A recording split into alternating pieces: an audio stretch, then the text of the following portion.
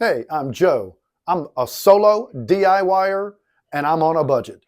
I've got to work smarter rather than harder because these things aren't getting any lighter. So watch as I show you how I get these up here. And here's the workaround I built to get this sheathing in the attic. I had to build this side lower because I didn't have room in the rafters for clearance.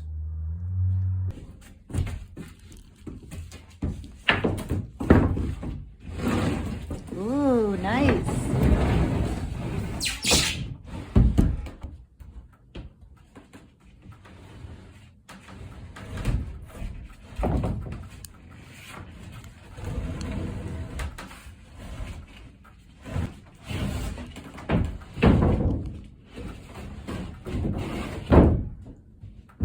And that's how it's done.